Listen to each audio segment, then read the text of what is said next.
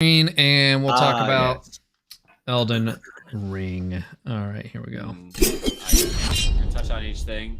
All What's right, your thing? so here we are. This is our official This is Difficult review of Elden Ring.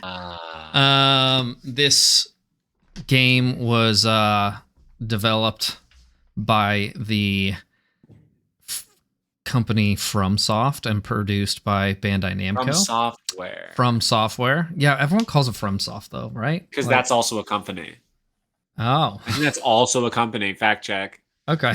I actually Anyway. think that is. I'm not just saying that. The release date I didn't look up, and I don't think this is definitely February not right. 25th, February 25th, 2022. Thank you so much. I actually played it on the 23rd. And I got on the 24th. Yeah, that was really fun. Excellent. It was an early launch. I played this on mostly PS5, but also a little bit on PC. It's available on all platforms except for the Switch. So that includes PS4 and Xbox One. Though you're definitely going to see some performance drops on those platforms. Josh, that's a hard negative. On FromSoft is just an abbreviation of From Software. Okay, now we know that. Yeah, damn. So you can say that. Yeah, we can say that. I think people would say it anyway, like Josh was alluding to earlier. Until another company just comes out and calls themselves Too Hard. Soft to hard. Well, so go to bed. So there is, interestingly, FromSoft is also like a crafting thing. There's a whole Pinterest thing about crafting something. I'm just like, this has nothing to do with anything. So beyond my mind. Moving on. Yes. What a disaster. All right. Moving on. What do I like about this game? So this game is the kind of successor of the Souls series, right? You've got the original Demon Souls, and then you've got Dark Souls 1 and 2 and Bloodborne and Dark Souls 3. And this is kind of the natural progression. Sekiro, yeah, I'd consider it a Souls game, though. I would say that this... Sorry, go ahead. Well, I was going to say it kind of has the most variation from the formula of all of these games. Though I would say Elden Ring definitely takes some elements from Sekiro as well. Yeah. So yeah, it's fair to lump that in with it. What were you going to say? I think that Elden Ring solidifies itself as a new series that can be used as a multiple if it needs, like just based on how they're approaching this. Sure. Yeah, it could be. Yeah, like this. I honestly doubt they'll make another Souls game. Oh wow, really? Well, with that name, right? Like, I don't think they're going to make Dark Souls 4. Gonna do... Well, actually, I wouldn't put it past them in the long run. But maybe. I think that... I'm talking like 20-year plan. But I think that... Yeah, I think in the next 10 years, we're going to see Elden Ring. Yeah, whatever the sequel to Elden Ring is, it's going to be called Schmelden Bling. And... So anyway, what do I like about the game though? I mean, there's a lot to like here. There's your classic Souls formula, but they've added so much to it. Much more now. Like the ability to jump. Not only the ability to jump, but you've got a mount now, and you've got a totally open world, which the Souls games previously are kind of open world, but they're more like a closed loop. Yeah, closed loop for sure. Yeah. There were like two ways to go everywhere. Right, and everything loops back and attaches to each other. Honestly, the game design or the level design in the From games is impeccable. Like, it's absolutely... incredibly well detailed. Mm-hmm. And that carries over into this game too. Like the level design and the map design in this game is freaking phenomenal. Like I would say any other open world game is now striving to make something as well put together as this. And there's a lot to be said about that. I typically don't like open world games because they stress me out. There's too much to do. There's too many distractions. Often things are too complicated. And this somehow manages to make exploration not only rewarding, but like very compelling, and you don't feel like you're being torn away from your quest, and you don't feel like you're being distracted, and you don't feel like you're overwhelmed with too many options, because it simplifies a lot of the things such as like crafting and, you know, item management and things like that. Yeah. So, you know, I like those things a lot. Honestly, I could probably go on forever. Is there anything that you guys want to add in as far as like things you like about Elden Ring? Things we like. Like just Zach, basic thing, you know, what do you like Zach, about the game? First. Yeah. Zach. Yeah. So you covered it when you said your bit about open world games. Mhm. I don't like open world games. I like closed loop open world. So like the Batman games or the Spider-Man games, which is it's an isolated open world. Yeah. Where it's pretty linear and obvious where you need to go. Yeah. Here, there, and everywhere. This is the first time I find myself like, oh, I don't enjoy bashing my head against this thing. I'm going to go in a completely different direction and just hang out over here for a while. I was really frustrated with the boss that I was fighting the other day. Took 10-15 minutes, went wandering in a different direction, and found like 2 levels worth of gold rings or gold runes or whatever they're called. Yeah. And then I went back and I was like, oh, now I'm doing considerably more damage to this guy. This is nice.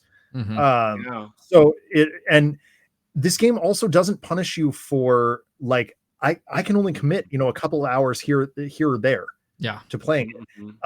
You know, with the exception of when, you know, if someone says, hey, let's play online, then I'll free my schedule up a little bit more. But playing on my own, I can play between like the time I get home from school and the time I have to start making dinner, which is not all that much time. But I don't feel penalized for that. The way I did in even Destiny, for example. Sure. Like when we were playing that. Destiny requires a commitment. Yeah, it's you get home, you play Destiny, you make dinner, you go eat dinner, you come back to playing Destiny, you go to bed, rinse and repeat. Like that was my day for quite a long time, or what I perceived as a long time. For you, Paul, I'm sure it was quite a lot longer. And this doesn't feel that way. So and I love that, like, I can use that to my advantage. If I'm getting stressed out and frustrated, I'm gonna go play something else. I'm gonna go play Pokemon for a while. Exactly. And I don't feel bad about it. Yeah. I feel like this is a game that can last me quite a long time. There is a timeline that I would like to finish it in, but you know, we'll see if that happens. I think the next few games that come out that I'm excited about are all going to be stream games anyway. So this is going to be my big off stream game. Other than I do have Guardians of the Galaxy that I want to play off stream too. But yeah.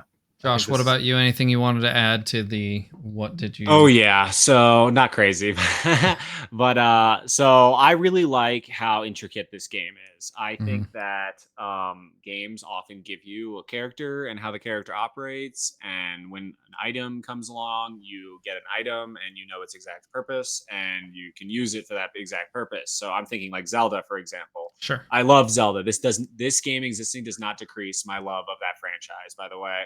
And it's like, and how it is in itself. However, that being said, Elden Ring presents you with many things and different ways to play the game, and intricacies within every type of play style, and just like the whole game as a whole. So for example, I'm trying to do like pretty much multi-class right now, because I just want to do everything in the game. And because of that, there's so many awesome things in the game, and there's so many intricacies to it, and so many options for me. Yeah, the build diversity is really fantastic and very flexible.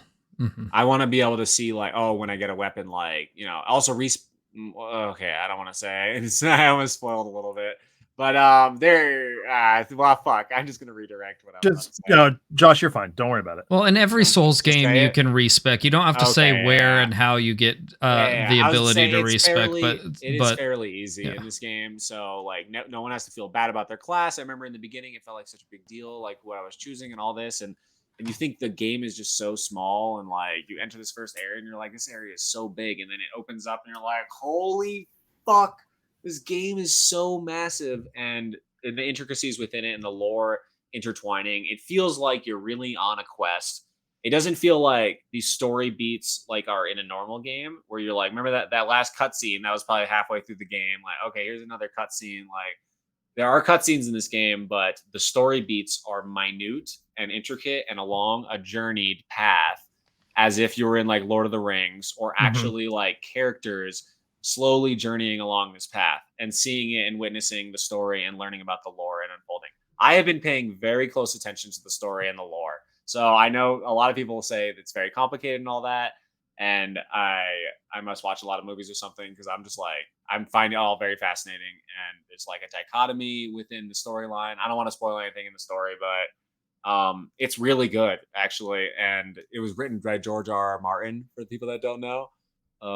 Partially, and by Miyazaki, not Hayao, but the guy who works for From Software, and he's like a genius as well. Yeah, there's a lot for me in this game, and it was a game I wasn't expecting to like this much, because I love the Zelda style and all that, and I thought that the thing I didn't like about Breath was the open world exploration, but it turns out that there are correct ways to do it, like Paul said. Yeah. And what it feels like to me is there was like a 1,000 person team from software, from software, and like each person was like, here's a piece of this map. You get like a 1,000 by 1,000. Put everything you can in this piece. That's your piece. And like everyone got to do that for every piece of the map, it feels like. Because like it's like so insane how like a small square of land has just like so much in it. You know what I mean? Yeah. Like you can just turn a corner and find something you didn't even know was there. It's really fucking insane. That's everything I like about the game. Very good. So what did you not like about the game? So there's actually a lot that I didn't like about the game. Man, my voice is, I need to just drink some water. Real quick, Martin did actually write this instead of the final book for Game of Thrones. And I think that's hilarious. And everyone who's like, why won't he finish it? I always bring that up. I'm like, get wrecked, Game of Thrones fans. He's been writing Elden Ring, a much more profitable and better thing. Yeah. Okay. So things that I didn't like. So there's a lot of things that are just kind of built into the Souls formula, that, and this is controversial for me to say this, because, you know, the Souls fans are very, they're very attached to, I'm not so attached. The Souls formula. And there's just certain things that I think are silly that they could have, improved upon. One of those things is that your currency is the same as your experience points, right? So, now there is something to mitigate that a little bit, because you can sell items in this game for, that currency. Yeah. But it's annoying that I have to make the choice between leveling up my character or buying an item. A real quick counter argument to that, I will say, I'm not going to say you're wrong about that, because it's definitely very, very valid. My mind might tell me I'm on the side of those old school Souls people, but it is really the only thing mitigating death. Like making death a challenge. Like there are a lot of like things making the game. I forgot to add, there are a lot of eases of quality in this game over the other Dark Souls, like more checkpoints, less penalties for dying and stuff like that. So I feel like the tie-in of experience to runes sales, like the things you buy, well, let me is like kind of like a Punisher effect. And sure, there aren't very many in this game, and the game does do that with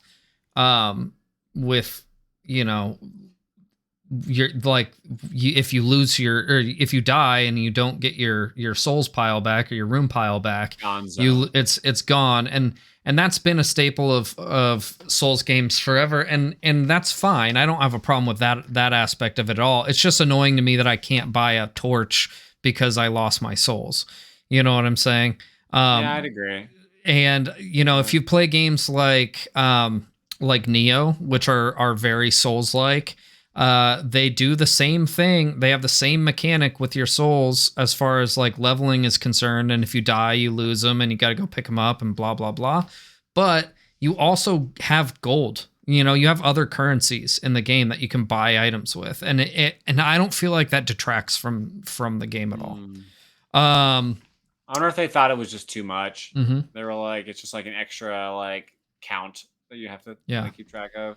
I also really don't like the way that multiplayer is set up. While multiplayer is very fun and it's very good and it's an excellent way to play this game, I think that having to like constantly resummon people and having like a finite item, even though you can craft as many as you want and it's easy to find the crafting items to summon them, it's still a pain in the ass, and it would be better just to be able to play with your friends whenever the fuck you want, you know? And that's something, again, it's something that's been in every Souls game, and people just, you know, they find ways to exploit it, and FromSoft seems fine with that because they don't like patch that or anything, but they leave that same mechanic in every game. And it's like, guys, you know, it's time to evolve. Like, obviously people want to play this game as a, you know, multiplayer game, and you're kind of limiting people by setting it up the way you have, and it's annoying. And it's all based on like an experience that Miyazaki had pushing a car up a hill or some shit like that. At least that's the urban legend. I don't know. But Wow. like I get it. That's cool that you put that in the first one, but like people want to play differently now. So change it. You know, like just change it. Let's see. What else do I not like about the game? So another kind of pretty much everything I don't like about the game are like classic Souls tropes, right? The way the story is delivered, while I think the story is very good, if you're not paying attention, it's very easy to miss. They do a little bit better in this game, with like certain cutscenes and things like that. But it's still like, if you're not paying a lot of attention, you're going to miss a lot of story. And for someone like me, especially if I'm playing it on stream, I don't necessarily have the time or the attention span to really put a lot of focus into, you know, paying that much attention to the story. And that's, you know, that's on me for sure.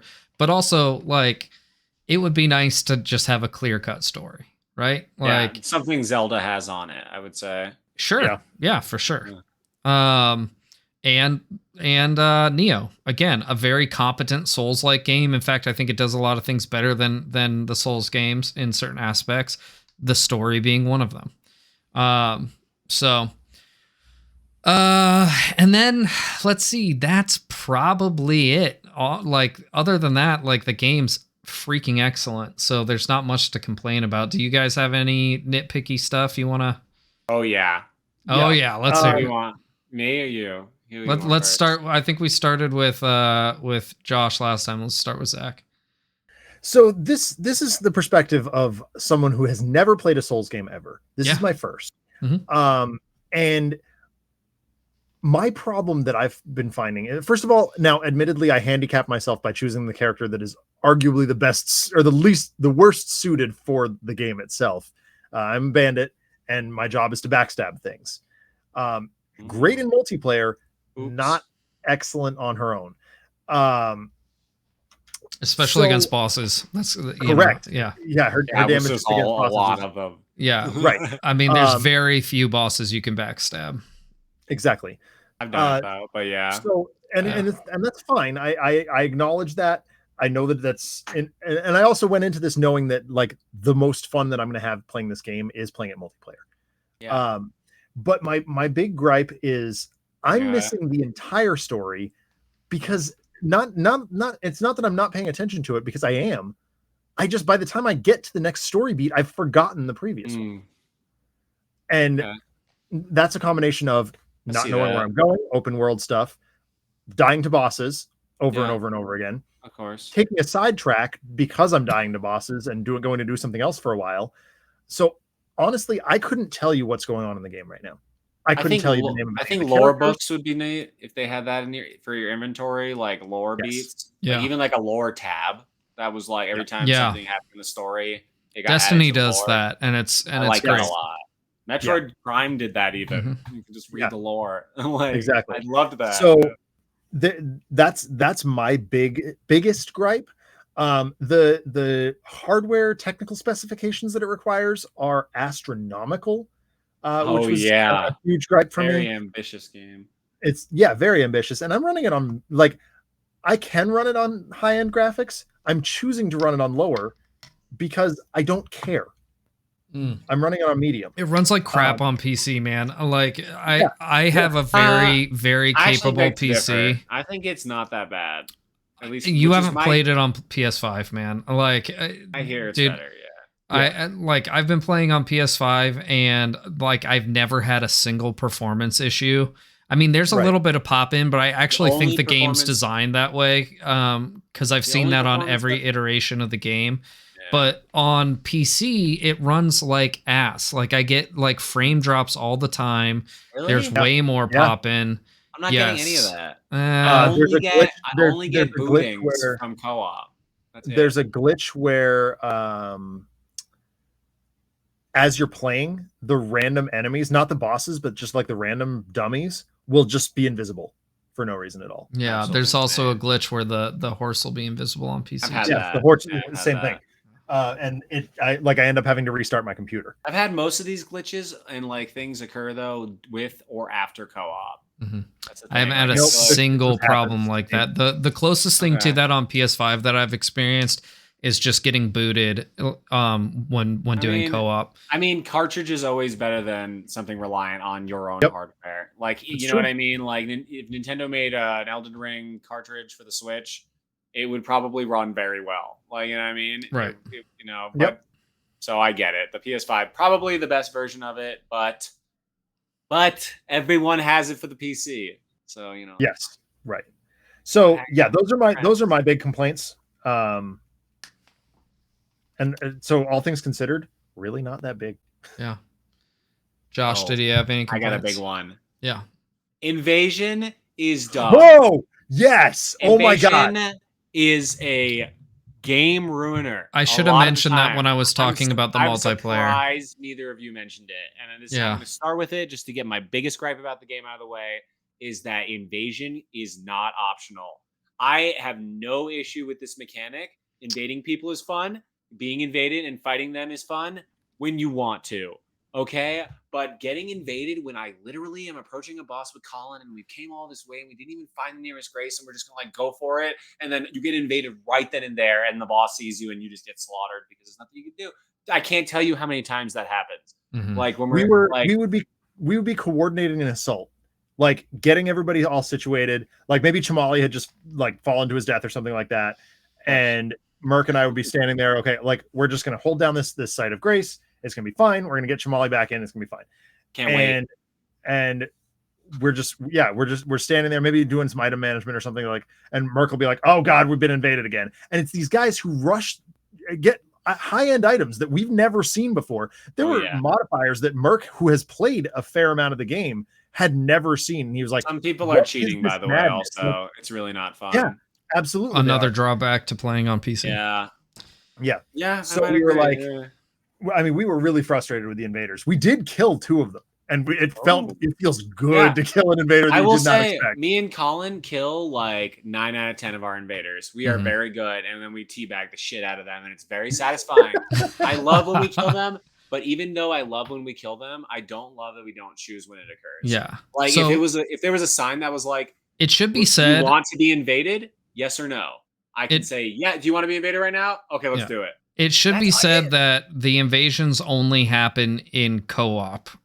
Which is unless you turn on I understand that. Unless you use an item that allows for invaders. I agree. I think that is nice that you can't be invaded, although there are NPC invaders, which is like, what the fuck also? Yes. Yeah, but those time out. Whoa. The NPC invaders are more just like world bosses. Yeah, I wouldn't consider them because it's not like an NPC invader is going to come in the middle of your siege on this castle, you know, like in a legacy dungeon. I was just making the point, basically. Yeah. But yeah, no, you're right. Basically, those are scripted events. So that is definitely my biggest gripe with the game. Literally, DLC, a free item, a patch that puts an item in the Bell store, in the Maiden store, in the whatchamacallit, 500 runes, like just turns off invaders when you cast it. And then you can press it again and turn on invaders. I have no issue with invaders as long as they're optional. I just want to say that, like, I think it's a cool mechanic, but forcing on everyone.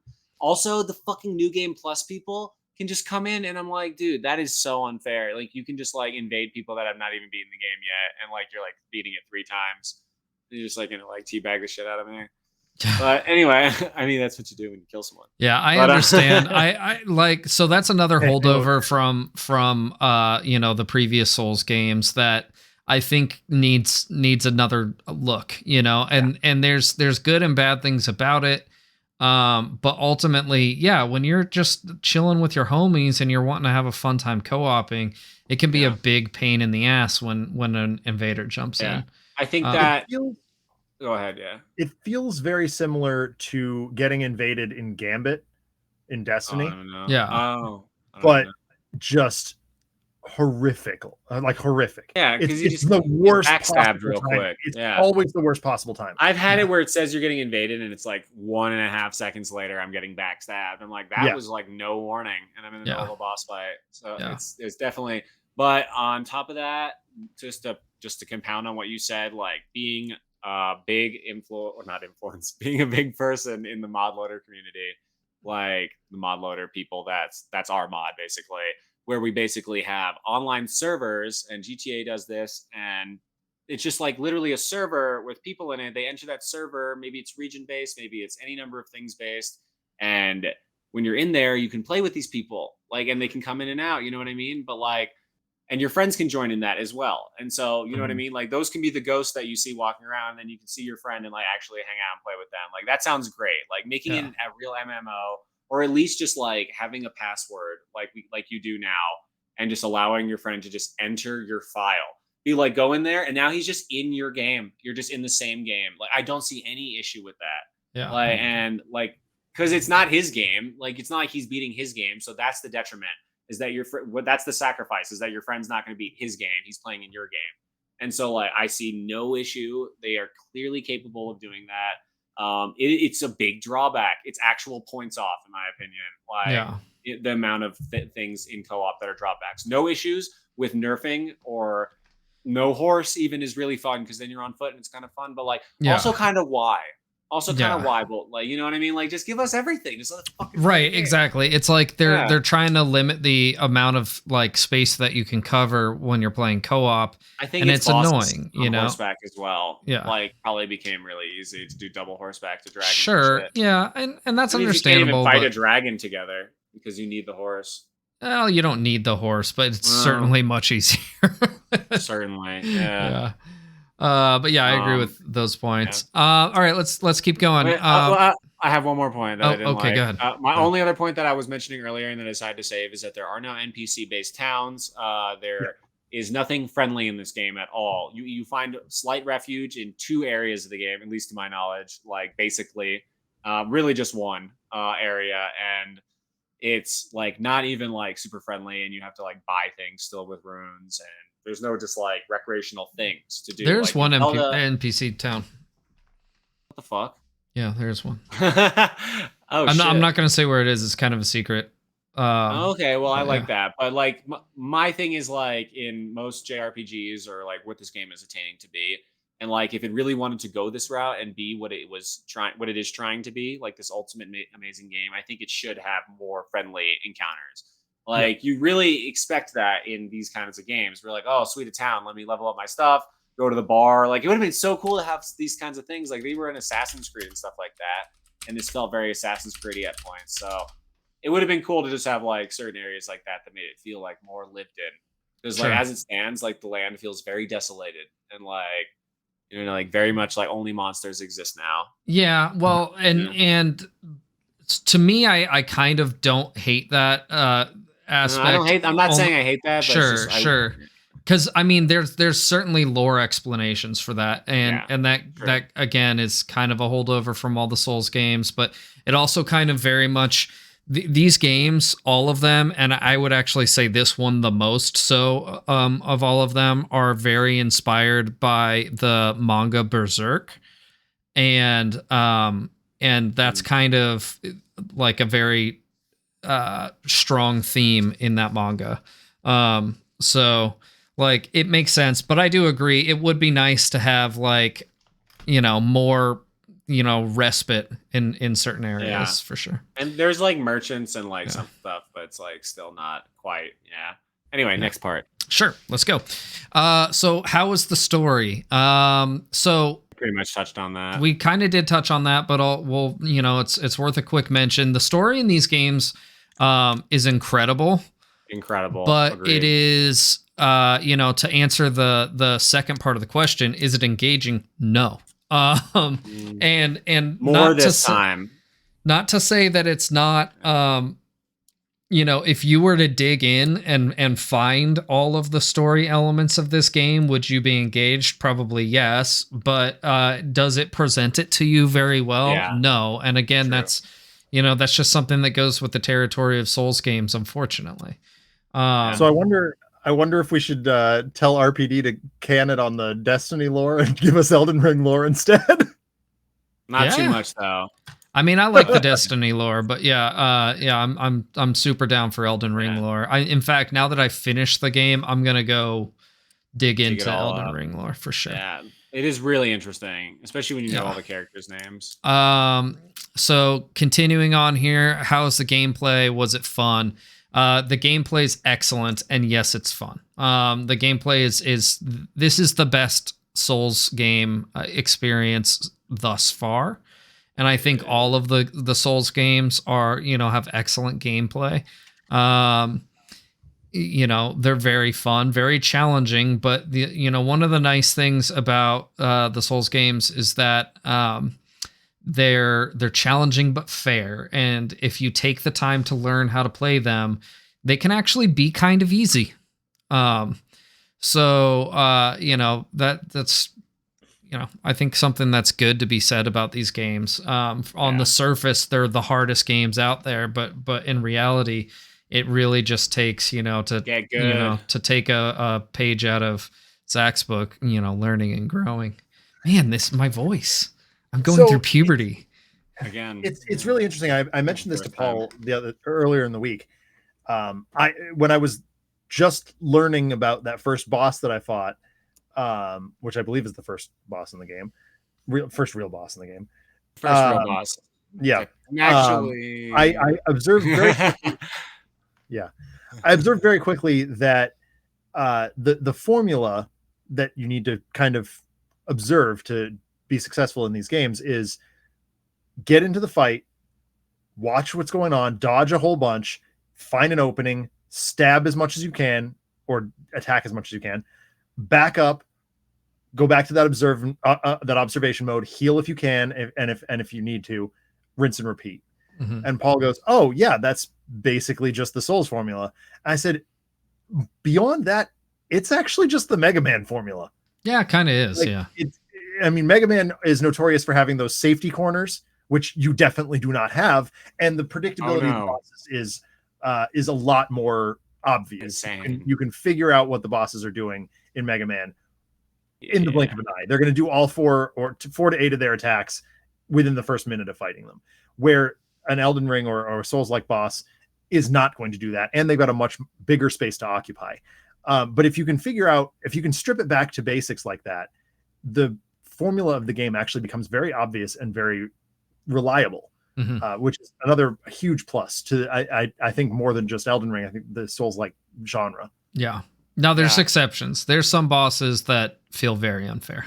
I'll say that. Oh yeah. I will say, but like one that I may have been playing recently. But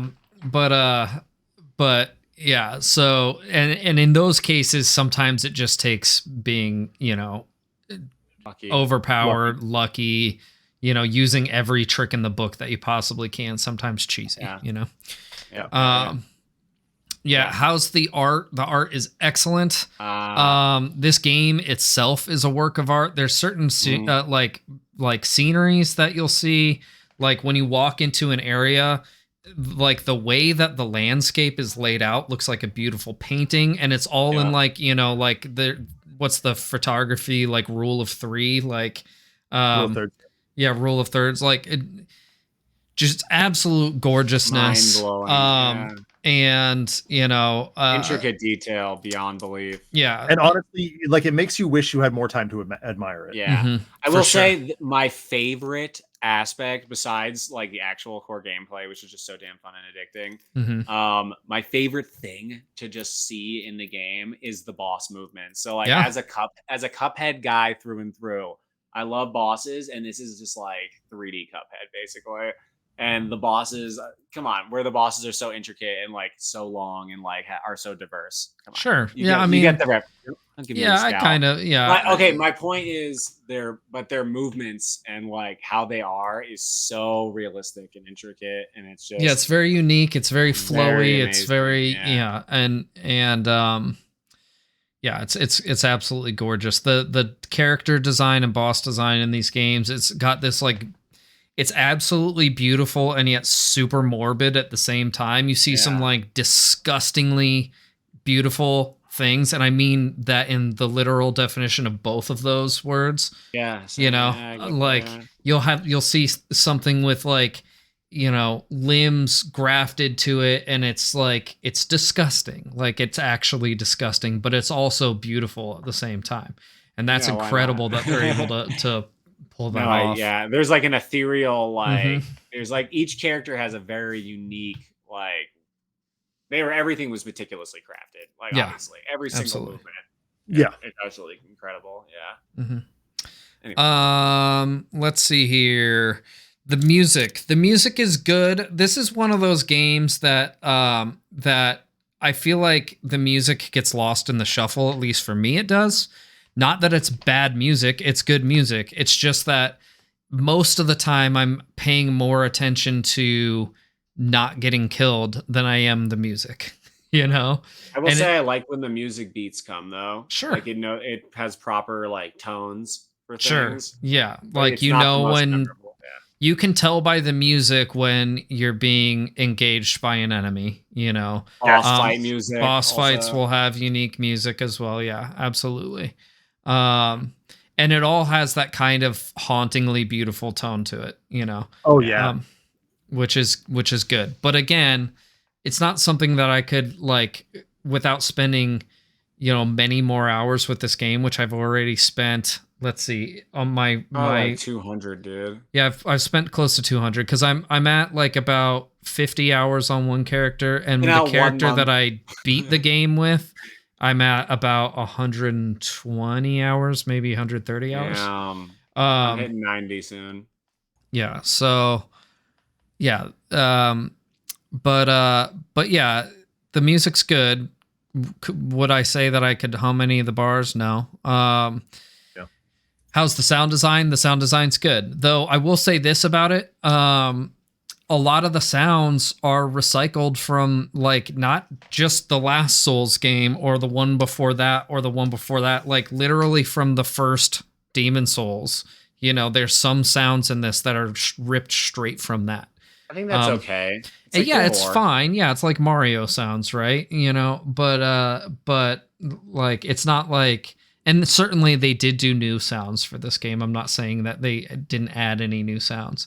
But it's noticeable that like your death sound or like even like when an enemy dies, it's that same like sharp sound.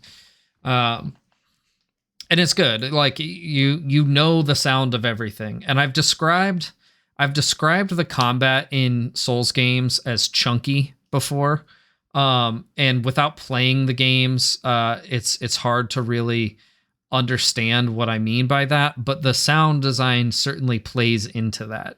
Like you feel the impact of your attacks and even, you know, damage that you take.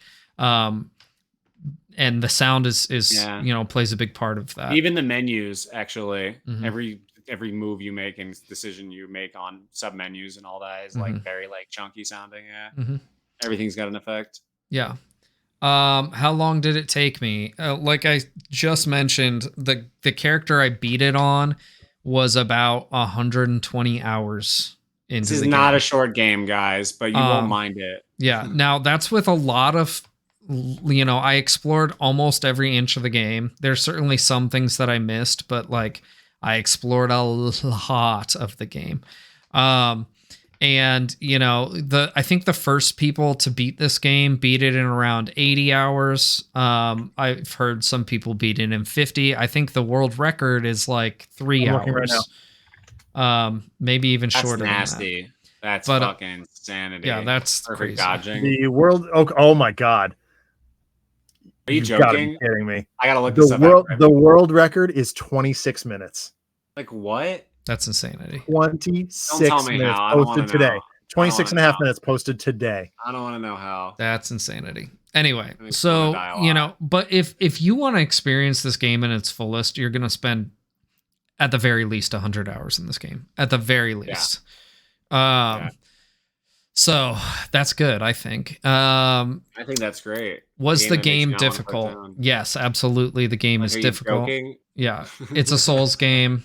I would say that this is probably the easiest Souls game, not because like one boss is, more or less difficult than another from one of the other games, but because you have the ability to go anywhere and do anything. You can just drop what you're doing and go and make yourself much stronger and come back and face that enemy again, and it's much easier. Yes. And in that regard, it's incredibly approachable. Yeah.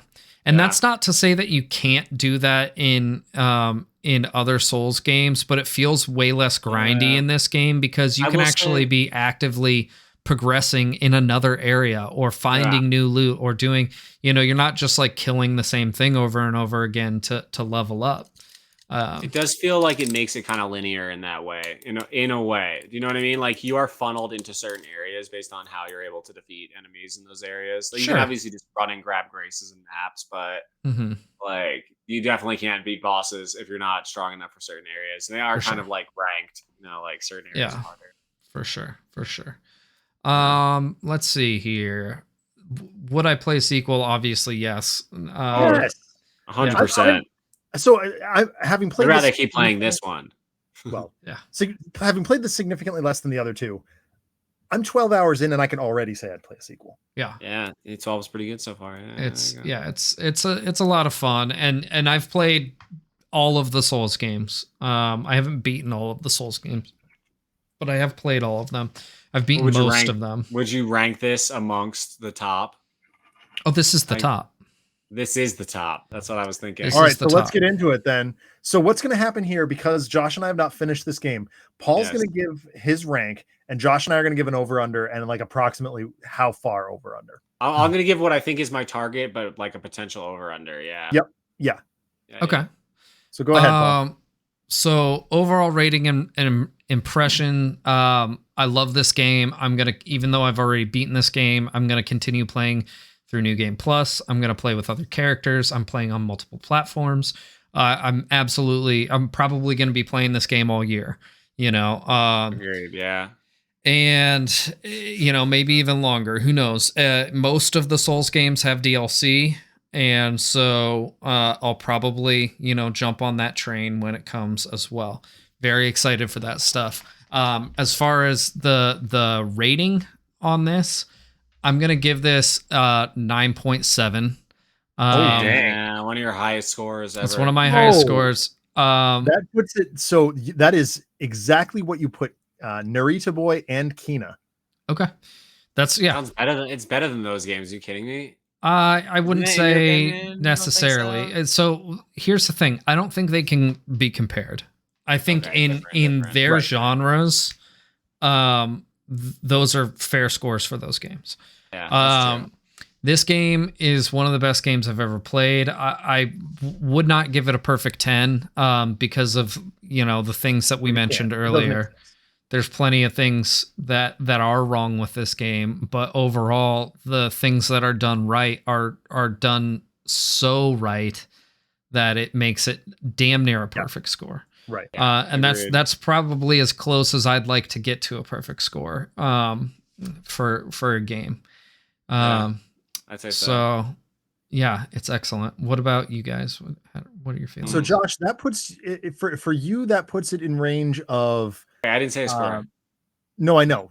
I'm saying based on for Paul's score, Paul's base. What did I range in that? Yeah. That puts you right around New Pokemon Snap, like just behind that. Which I gave a 9.8. You gave a 9.8. Damn. Your next highest review was Mario Party Superstars at a 9.2. Okay. You also do different have a bunch categories. Of 9.9s. Yeah. What's my first 9.9? Curious. Your first 9.9 was Super Mario 35, which Yeah, absolutely 100% warranted. And then your beyond Mario Party Superstars, you also had Metroid Dread at a 9.5. You give Metroid Dread a 9.5? Yes. Okay, that puts us into perspective. Yep. All right. I guess I'll go first. So my projected score, if all goes according to plan and the game pans out exactly how I'm thinking, I almost feel like I should give it 2 scores, but I guess no, because it's one whole game. So, like a co-op and a solo, but I'm going to take it as a whole game, and enjoyment was lost on the co-op because of certain things. Like I'm playing this game right, co-op. the Invaders. Yeah. So, Invaders and shit like that. I played this game 100% solo on the character that I beat it with, by the way. That is very, yeah. So, but that being said, I see all the qualities of the game, and I see that it's like, like a mechanic that they just didn't change for some reason. Let's see. Man, my previous scores kind of fuck with me. I'm gonna be honest. I gave Metroid Dread a what? 9.5. A 9.5. I'm gonna give this a 9.5. I think. Yeah, I think that a 9.5 makes sense. I think it's as polished as Metroid Dread in different regards, of course. Dread even maybe more polished, honestly, like because of the co-op stuff, like just being so shaky. All 0.5 of those points are due to the disenjoyment of the invasion stuff and the co-op. So I think this game potentially, if it doesn't meet my expectations, it could be like a 9.3 at the very lowest. This game, if I overlook the invasion stuff or I become good at it and I don't care anymore, then this could probably be like a 9.8. Honestly, in my opinion, this game is absolutely one of a kind. It's as good as Peter Jackson dropping the fucking Lord of the Rings for the first time and winning 35 Oscars. Better. Probably better. I think this game is going to win the Game Awards. Speaking of the Oscars, we're done. I think that is it really? Yeah. Oh, I like watching the speeches, when they're like assholes and stuff. I didn't even realize they were, dude, I've stopped watching the Oscar. Those used to be religion for me, right? And they've gotten so bad that I haven't watched it in years. Yeah. I will say that Elden Ring is one for the books. If you are a gamer, if you enjoy the fantasy genre at all or any offshoots of said genre, this game is a must play. It is truly an epic. Mm-hmm. It is an epic.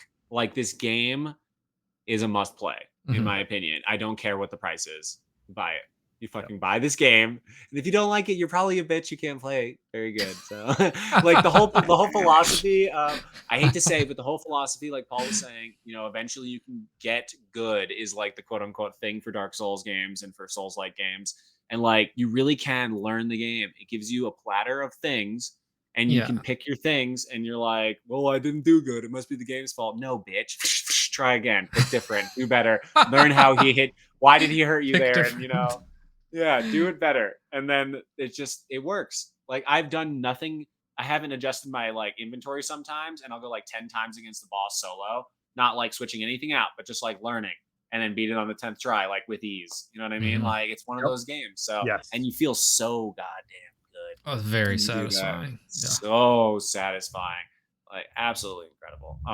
Bravo from Software. This is one for the books. This is going to win every award at the Game Awards, I believe. This is why Breath of the Wild was pushed back, in my opinion. Also, like, it just has to be. Any open world game coming out until like late 2023 is going to have a run for its money. And it's going to be like very scary dropping a game similar to this game in the next year to a year and a half, I would say. Anywho, Zach. From my perspective, like I agree. At Paul's baseline 9.7, that's where I put Arkham City. So that's like the top of the top for me. Interesting. That's the 9.8s, 9.9 slots. Those are reserved for your Mega Man 02. My absolute all-time favorite games. So I've got to look a little bit lower on my list here. I put Spider-Man Remastered at a 9.1. I am enjoying this more than I enjoyed Spider-Man, which is saying something. So if this trend continues and the frustration doesn't get to me, we're looking at between a 9.3 and a 9.5. Very good. Yeah. If the frustration does overwhelm me and I end up not finishing this game, it drops down to like a high 8. But it's still extremely really good. I have seen fatigue fatigue is a thing in this game, and so I recommend utilizing the summons and utilizing, bringing in strong people. Like there's literally a ring that summons a strong random person. Like, you know what I mean? Turn on. So the game accommodates that, but I have seen fatigue. Fatigue is real. The fact that I didn't realize that summons were a thing until Chamali had to like show me that it was a thing. Oh. That was a huge game changer. There are things that I discovered like 70 hours into the game. I'm like, hey, Colin, this basic mechanic, we didn't get it. That's another thing, actually, that you could file under the things that I don't like. Not that. So I like that you can do these things, but I don't like that it's very unclear on how to do a lot of the things. Yeah. I wish there was. I'm not one for lengthy tutorials, and the tutorials in this are pretty decent for the most part. But once you're past the very basic skills, there's nothing, and so you kind of have to guess on how to do some of the more advanced stuff. There is the online aspect. So basically there are signs and shit like that, and there's like groups you can join. Like people that are trying to like discover things, which is actually really unique. It's like a whole online community. If you're not into that, I think it was intended for like you to talk to your friends about where stuff is. Yeah, of course. Kind of like old school video games, like the original Zelda, people. Yeah. And I get that, but some things it would be nice if it was a little clearer. It's not like most of my complaints about this game are very minor. Like they're kind of just me being nitpicky. Yeah. This game's excellent. And it takes a minor. So Blink said all these compliments is still a 9.7. Yes, because the only reason that it seemed like a lot of complaints from us was because it took us a while to articulate them. Yeah, exactly. Like as much as I hated the invasion, and it does suck every time it happens. If you kill an invader, it feels really good. And like I'm annoyed for like 5 seconds and then it's done and we're back on our way and the game is amazing again. So like, more of a road bump, but these things warrant points off, but the game is so powerful that it kind of swells over like a lot of its downfalls. Like it's easily overlooked. Nothing makes you want to put the controller down for long. Yeah, a final thought on the review, and this is just like a total caveat that not necessarily doesn't impact the game at all. Or my opinions on the game per se, but I will say that if you love this game and you want to get a little more out of the experience, reading the manga Berserk alongside playing this game is incredible. Like it really does. Again, they're not directly related, but this is very, very highly inspired by Berserk. And like I've been doing that. I've been reading through Berserk as I've been playing this game, and it's been so fun because like I feel like I'm part of that world almost, So it's just a little caveat that I wanted to add in there. Yeah, definitely. I mean, it's definitely not necessary for your enjoyment, but it really enhanced mine. So anywho, let's switch back and let's see. Right now.